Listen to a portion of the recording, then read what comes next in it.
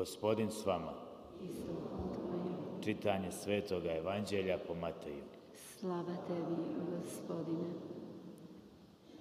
U ono vrijeme, prolazeći uz Galilejsko more, Isus ugleda dva brata, Šimuna zvanog Petar i brata mu Andriju, gdje bacaju mreže u more. Bijahu ribari.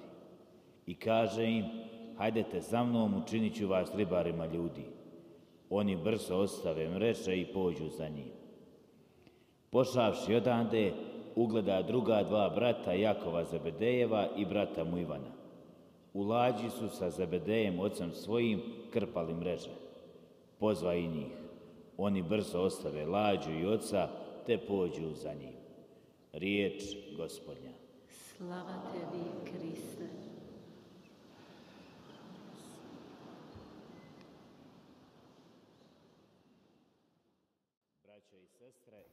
사랑하는 형제자매 여러분, 예수님께서는 갈릴레아 나자렛의 갈릴레아에서 당신의 공생활을 시작하십니다. 당신께서 자라신 고향입니다. 그 지역 갈릴레아라는 곳은 상업도시였습니다. 여러 다양한 나라 사람들을 만날 수 있는 곳이었습니다.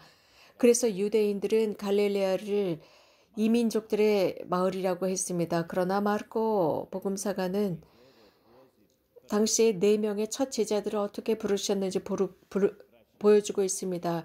시몬 형제와 야고보와 요한입니다. 이 4명을 부르시고 그들을 바탕으로 오늘 우리는 마테오 복음에서 말씀하시는 이 부르심, 또 우리 그리스도인의 소명을 오늘 저녁 묵상해 보도록 하겠습니다. 예수님께서 그들을 선택하셨습니다. 그들은 완전하지 않다는 것을 우리는 알고 있습니다. 우리들과 마찬가지였습니다. 우리가 아는 바와 같이 시몬 베드로는 예수님을 배반합니다. 그리고 예수님께서 예루살렘으로 가시지 못하도록 설득하려고 했습니다. 그러나 예수님은 그 길을 선택하셨습니다. 그것뿐만이 아닙니다. 그는 또 첫 번째 교황이 되십니다. 모든 사도들 중에 으뜸이 되었습니다. 다른 제자들도 더 나은 사람은 없었습니다. 예수님께서는 말씀하셨습니다. 너희가 나를 선택한 것이 아니라 내가 너희를 선택했다. 이유는 너희가 열매를 맺고 그 열매가 영원히 남아있게 하기 위해서다라고 하셨습니다. 우리는 성탄을 기다리는 대림 시기를 지내고 있습니다. 이 시기는 예수님의 오심을 기다리고 있습니다. 그분께서는 오늘, 지금 이 순간 나의 바다, 즉 나의 두려움, 나의 희망 곁을 지나가고 계십니다. 또한 우리 곁을 지나가시면서 아주 단순한 어부를 보셨습니다. 그 베드로를 보시고 그 위에 교회를 세우셨습니다. 요한, 당신이 사랑하신 사도였습니다. 그들에 관해서 그는 하느님의 자비에 관해서 언급했습니다. 마리아 막달레나 율랑녀였습니다. 그 속에서 신앙을 끌어내는 모습을 기록했습니다. 오늘 이제 나의 두려움과 나의 죄를 보고 계십니다. 또 나의 갈릴레아라는 바다를 보시고 나의 이민족적인 파도를 보시고 나의 죄 많은 생활을 보시고 계십니다. 그 속에서 당신께서 사랑하시는 아들, 좋아하시는 그 아들을 보십니다. 우리들의 양심을 분석해보고 양심 성찰을 하다 보면 하느님 앞에서 우리는 불완전하고 죄인이라는 것을 볼 수 있습니다. 그럼에도 불구하고 하느님께서 그런 우리들을 선택하시고 당신을 따라오라 하십니다. 그래서 끊임없이 그 당신의 활동을 이어가라 하셨습니다. 우리 모두는 이러한 활동을 지속하도록 소명을 받았고 이러한 부르심은 우리 각자에게 해당됩니다. 예수님께서는 가장 먼저 첫 제자들을 부르셨는데 그들의 직업은 그대로 유지했습니다. 어부로 남습니다. 하지만 사람 낚는 어부로 남습니다. 그래서 그분을 섬기고 또 그분을 위한 활동을 하도록 했습니다. 그들이 할 줄 아는 그 일을 바꾸지 않았습니다. 단 하느님을 위한 일로 전환시켰습니다. 온전히 하느님을 위한 봉사를 하도록 그분의 일을 하도록 했습니다. 어떻게 사람 낚는 어부가 될 수 있을까요? 가장 먼저 주님께서 우리들을 당신의 그물로 잡아 올리도록 허락해 드리는 것입니다. 그래서 우리가 그분 것임을 증명하는 것입니다. 우리를 당신께로 끌어당기도록 하는 것입니다.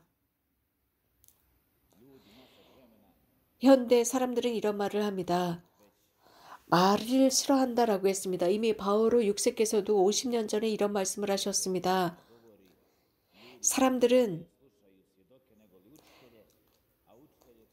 스승들의 말을 듣는 것을 좋아하지 않고 증거의 삶을 살며 그것을 말로 드러내는, 즉 모범을 드러내는 스승들의 말을 좋아한다라고 했습니다. 하느님의 그물에 걸리는 우리들, 그래서 그 활동을 하는 우리들의 증언을 듣고자 합니다. 예수님께서 12제자를 선택하셨을 때 당신과 함께 머물고, 즉 가장 먼저 당신과 머물고 그분 안에서 배우고 그런 뒤에 말씀을 선포하러 보내는 것이었습니다. 어떤 어머니가 한 사제에게 찾아와서 이런 말을 했습니다. 한참 사춘기인 그 아들에 대해서 이야기를 했는데 성당도 가지 않고 기도도 하지 않고 말도 듣지 않는다고 했습니다. 특히 하느님에 관해서 그 사춘기 아들에게 이야기를 할 때마다 아들은 즉시 자신의 방으로 들어가 버리고 만답니다. 그러자 그 사제는 그 어머니에게 이런 말을 했습니다. 하느님에 관해서 그 아들에게 계속 말하지 말고 하느님께 그 사춘기를 맡고 있는 아들에 관해서 말씀드려라 라고 했습니다. 아들에게 하느님에 관해서 말하지 말고 하느님께 그 아들에 관해서 말씀드려라 라고 했다고 합니다. 그 뜻은 사춘기를 겪고 있는 아들을 위해서 하느님께 기도하라는 뜻이었습니다. 하느님으로부터 멀어지지 않도록. 그래서 자꾸 어머니가 아들에게 하느님에 관해서 말함으로써 반항심을 조장하지 말고 오히려 하느님께 기도하라는 뜻입니다.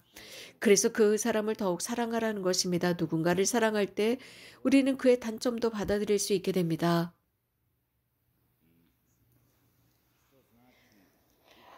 물고기를 잡는다라는 게 무슨 뜻일까요? 그것은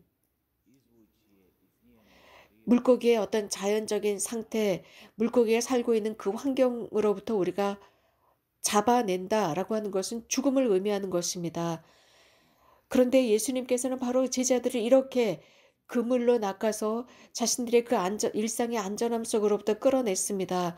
그리고 그들의 가족으로부터 끌어내서 죽음으로 이끌어 가셨습니다. 죽음을 향해 끌어내셨습니다. 하지만 죽음으로 끌려갔던 그 사람들은 영원한 삶을 얻었습니다. 현대 우리는 하느님께 투덜거립니다. 기도 중에 불평합니다. 삶 속에 어려움만 있다고 투덜거리는 우리들입니다.